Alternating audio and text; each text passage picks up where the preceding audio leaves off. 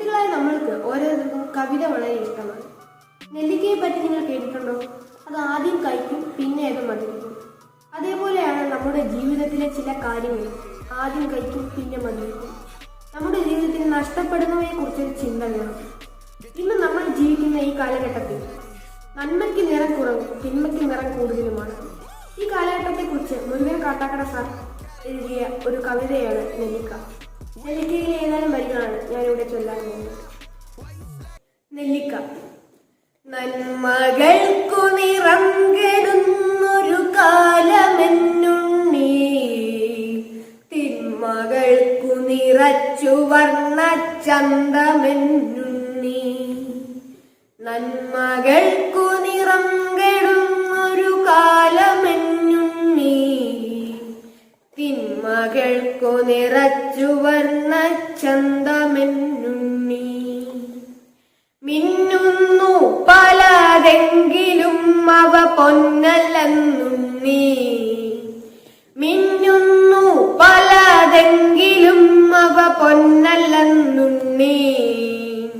ഓർത്തു വയ്ക്കാനൊത്തിരി കഥ ബാക്കിയെന്നുണ്ണി, ഓർത്തു വയ്ക്കാനൊത്തിരി കഥ ബാക്കിയെന്നുണ്ണി. ആറ്റിൽ മുങ്ങി ഉറഞ്ഞു തുള്ളി ഉണർന്ന ബാല്യങ്ങൾ, ആറ്റിൽ മുങ്ങി ഉറഞ്ഞു തുള്ളി ഉണർന്ന ബാല്യങ്ങൾ. ആറ്റിലിപ്പോൾ അർബുദപ്പുണ്ണായി മണൽ കുഴികൾ, ആറ്റിലിപ്പോൾ അർബുദപ്പുണ്ണായി മണൽ കുഴികൾ. മാവിലെ കുഞ്ഞാറ്റ മുട്ട വിരിഞ്ഞൊരാക്കോട്, മാവിലെ കുഞ്ഞാറ്റ മുട്ട വിരിഞ്ഞൊരാക്കോട്.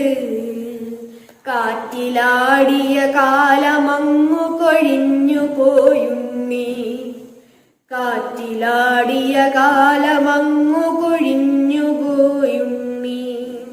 നാളെ ഞാനും നിന്റെ നാടും ഈ മുളങ്കാറ്റും, നാളെ ഞാനും നിന്റെ നാടും ഈ മുളങ്കാറ്റും.